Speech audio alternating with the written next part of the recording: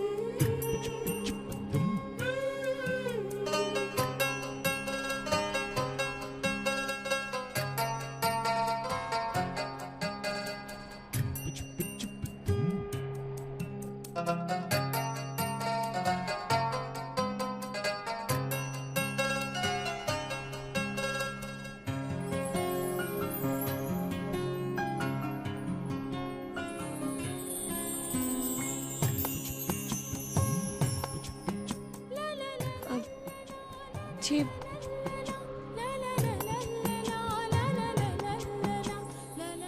I am sorry.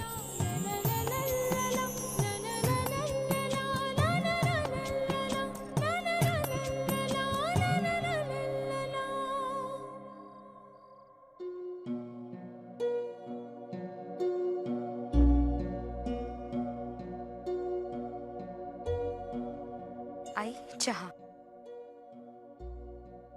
क्या हो गया? आप क्या सोच रही है? ये चाय पीजिए, ठंडी हो जाएगी। मुझे नहीं पीनी चाय वाय। अहो, तुम्हें तो पेपर जरा बाजूला ठेवा बघू। एक बात मेरे समझ में नहीं आती, आप इतने शांत कैसे रह सकते हैं? यहाँ तो मेरी जान निकली जा रही है। क्यों भाई, क्या हो गया तुम्हारी जान को? अरे, हमारा आदित्य पहली बार स्वरा से मिलने गया है। टेंशन तो होगी ना? तुम भी कमाल कर रही हो नंदिनी। जब वो स्वरा को मिल नहीं रहा था तब भी तुम्हें उसकी चिंता थी, और आज वो स्वरा को मिलने गया है तब भी तुम्हें उसकी चिंता हो रही है। आप भी ना 30 साल से देखते हैं अपने बेटे को, लेकिन बिल्कुल समझते नहीं उसे। हमारा आदित्य भूतों से उतना नहीं डरता जितना कि लड़कियों से डरता है। भूल गया चौथी की स्कॉलरशिप में जब आदित्य फर्स्ट आया था? पड़ोस की शशि उसे बधाई देने आई थी। उसने उससे हाथ क्या मिला लिया? 2 घंटों तक कांप रहा था मेरा आदित्य डर के मारे।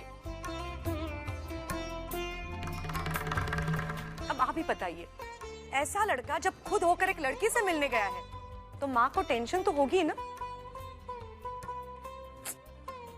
पता नहीं क्या कहेगा, कैसे कहेगा। मुझे तो डर लग रहा है। कहीं कुछ ऐसा ना कह दे कि उन्हें मार खानी पड़े। अरे, क्या बोल रही है लड़की? तुम अच्छा नहीं बोल सकती क्या? देखो, तुम ऐसा बोलोगी ना तो मुझे हार्ट अटैक आ जाएगा और दोष तुम पर आ जाएगा, देख लेना तुम। वैसे भी मैं इतनी परेशान हूँ, और अगर तुम्हें ऐसा बोलना ही था तो आदित्य को स्वरा से मिलवाने का आइडिया तुमने दिया ही क्यों? काश आदित्य स्वरा से शादी के बाद ही मिल लेता। आई महालक्ष्मी, आज मेरे बेटे को संभाल ले। 11 मंगलवार चलती आऊंगी तुम्हारे मंदिर में और अपने हाथ से तुम्हारा श्रृंगार करूंगी। बस इस बार मेरे आदित्य को संभाल ले आई। तो फिर इस कारपेट पे ये धूल कहाँ से आई? हमारे घर पे मेहमान आए हैं।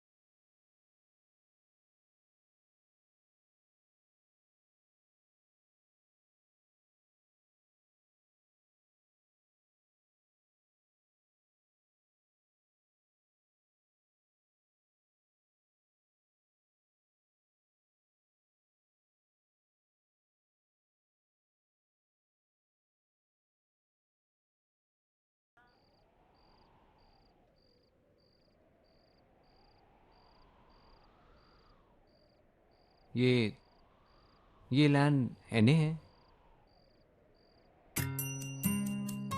जी हाँ, सुबह से पानी नहीं आता यहाँ पे। अभी शाम को ही पानी आया, इसलिए मैं भी अभी नहाई। अच्छा, ये लाइट इसी तरह जाती रहती है यहाँ पर? हाँ, वो बाहर नियमन चालू है ना। ओह, लोड शेडिंग।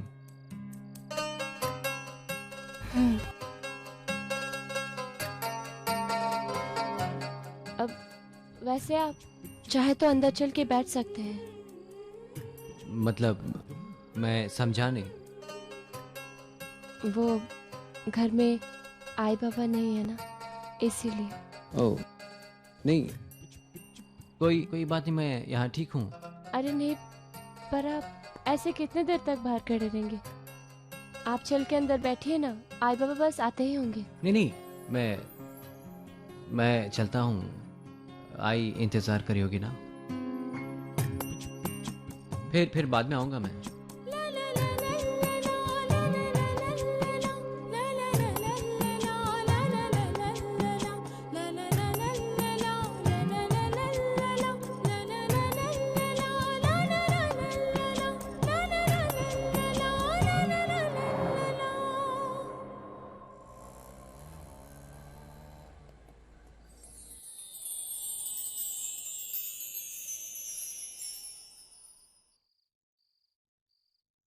कौन आए थे? वो बाबा, वो अरे वो क्या? नाम वाम होगा या नहीं उनका? अरे आप कुछ समझते भी नहीं हो, दामाद जी आए थे। क्या? दामाद जी? स्वरा और तूने उन्हें अंदर भी नहीं बुलाया? अरे पहले दफा अपने यहाँ आए थे, कम से कम पूछना तो चाहिए था। तू भी स्वरा कमाल करती है कभी कभी। आप यहीं पे बात करेंगे या अंदर भी चलेंगे? चलिए अंदर चलते हैं। चल चल चल। अरे दादा आ गए।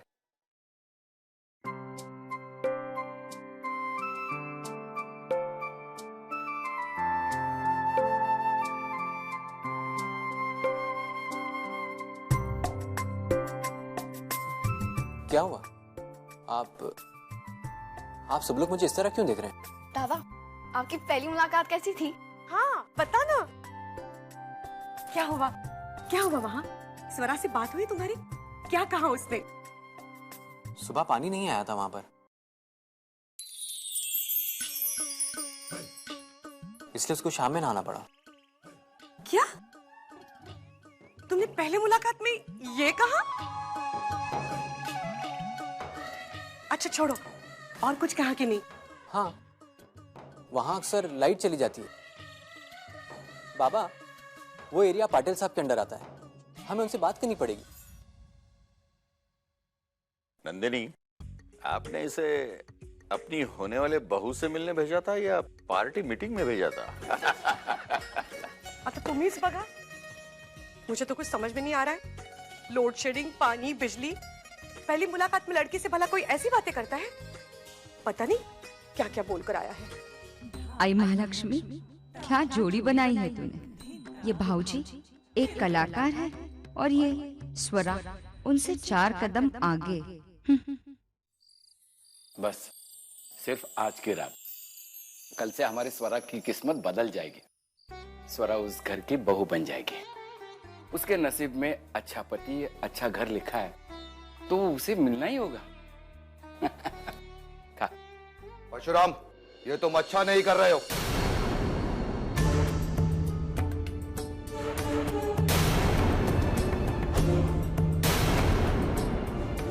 तुम्हारी बेटी की शादी महेश राव से तय हो चुकी है। स्वरा की शादी महेश राव से तय हो चुकी थी, लेकिन मैंने अपनी तरफ से वो रिश्ता तोड़ दिया है। महेश राव को धोखा दे रहे हो तुम। अच्छा, धोखा? तो महेश राव ने आज तक हमारे साथ किया, वो क्या था? मेरी बेटी की जिंदगी उसके साथ जुड़ जाती तो वो नरक बन जाती। जाओ, जाके कह दो अपने महेश राव से, ये रिश्ता हमने तोड़ दिया है। देख लेंगे। चलो।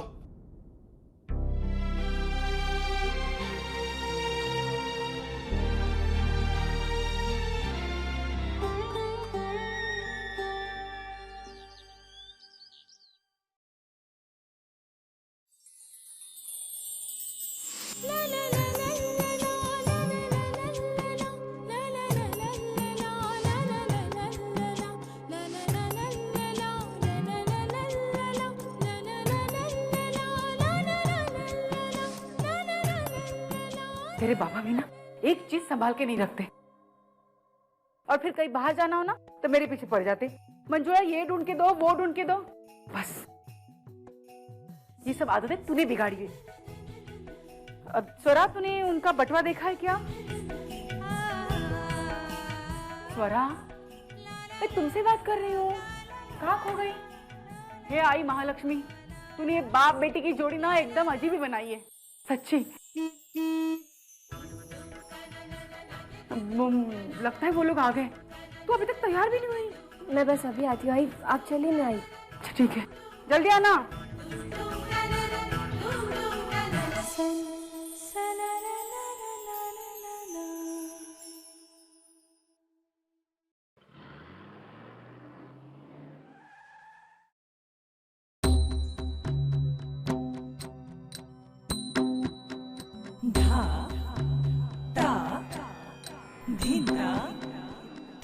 नमस्ते परशुराम जी। नमस्कार।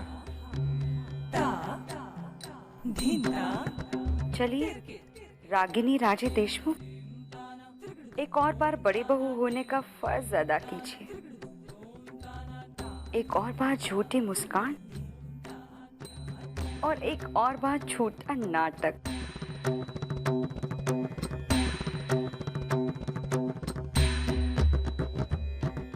नमस्कार। आने में कोई दिक्कत तो नहीं हुई ना?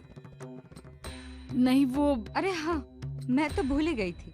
हमारी ही गाड़ी में आप सब लोग आए तो तकलीफ होने की कोई गुंजाइश ही नहीं है ना? स्वरा, कैसी हो तुम? अरे शर्मा रही हो। वही तो, इतने बड़े हवेली की बड़ी बहू जो है, थोड़ी सी टेंशन तो होगी ही तुम्हें, है ना स्वरा?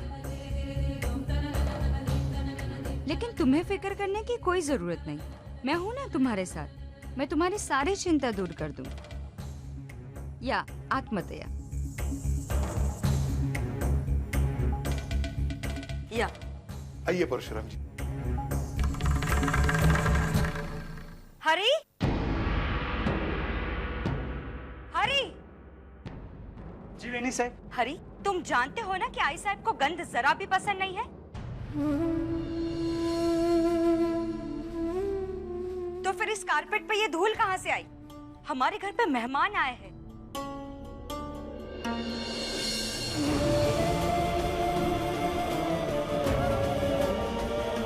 अगर ये बात आई साहब को पता चल गई तो तुम्हारी नौकरी को धोखा हो सकता है। इसी वक्त ये कारपेट साफ करो।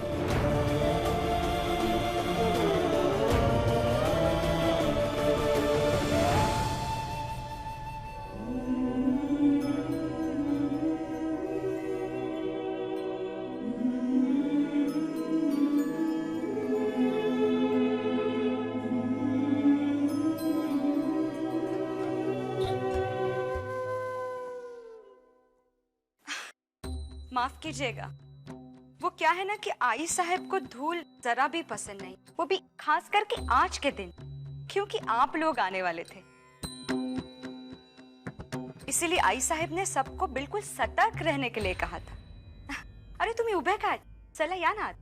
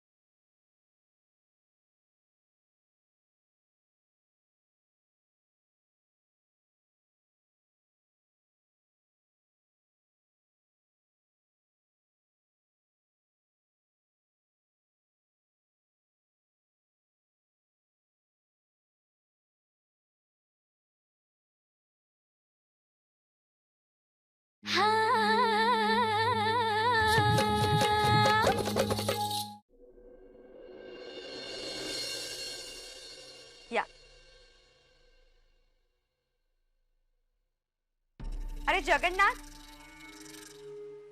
जरा को चाहना से सब बकबरा। वो क्या है ना, आई साहेब रामायण का पाठ कर रही है और वो बीच में कभी उठती नहीं है। बहुत सालों से उनका ये नियम है, इसीलिए आप सब लोगों को थोड़ी देर इंतजार करना पड़ेगा। अरे आ गए आप लोग।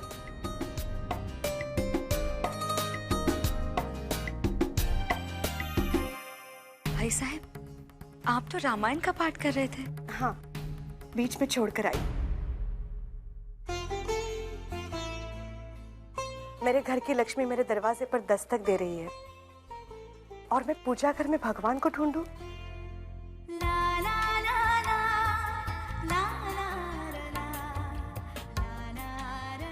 खुश रहो बेटी, बहुत सुंदर हो, तन से और मन से भी।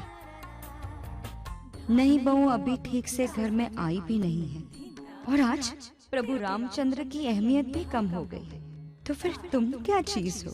तुम्हें उभे का बसा ना। अरे रागिनी, तुम मत बैठना, इन सब के चाय नाश्ते का इंतजाम कर दो बेटा। और इनसे कह देना स्वरा के आई बाबा आए। चाय नाश्ते के लिए मैंने बोल दिया है, मैं बाबा साहब को लेकर आती हूँ।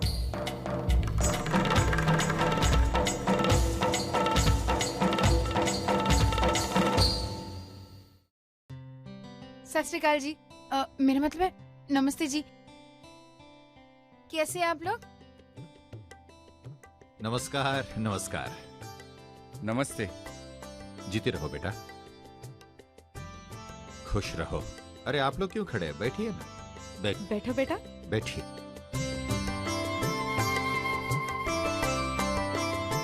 और कहिए, गाड़ी वक्त पे पहुंची ना? जी। कुछ खाइए ना प्लीज।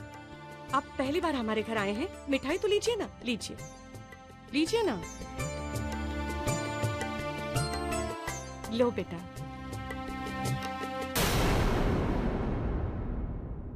आओ स्वरा, मैं तुम्हें तुम्हारा घर दिखाती हूँ। मंजुला कहीं, आप भी आइए ना अपने बेटे का घर देखने।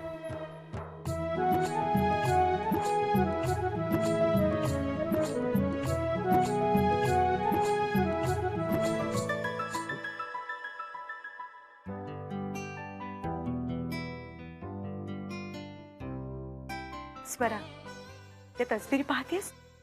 यह देशमुख घराने के पूर्वज, एक से बढ़कर एक, यशवंत, कीर्तिवंत, पराक्रमी। कोल्हापुर संस्थान पर कभी राज हुआ करता था देशमुख घराने का।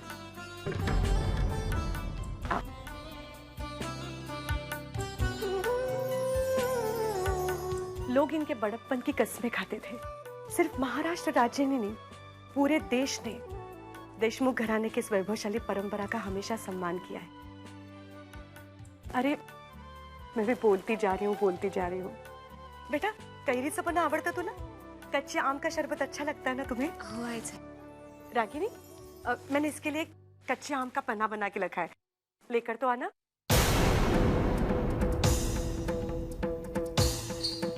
जी आई साहब, अभी लेकर आई।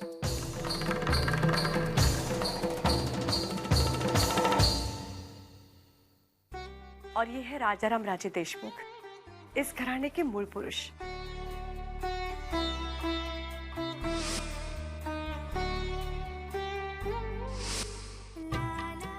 मेरे घर की लक्ष्मी मेरे दरवाजे पर दस्तक दे रही है और मैं पूजा घर में भगवान को ढूंढूं। आई महालक्ष्मी, माफ करना मुझे। पता नहीं कैसे अविश्वास कर लिया मैंने तुम पर।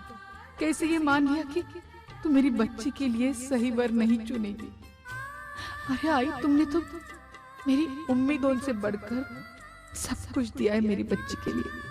बस ऐसी ही कृपा उस पर हमेशा बनाए रखना। उस अंधियारी दुनिया से, घुंघरों से उसका रिश्ता हमेशा हमेशा के लिए तोड़ देना।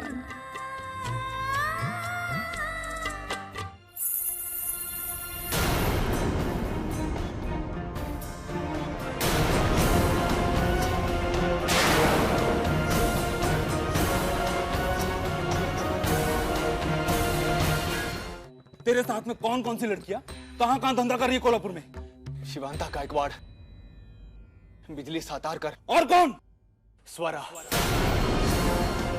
स्वरा परशुराम जाधव।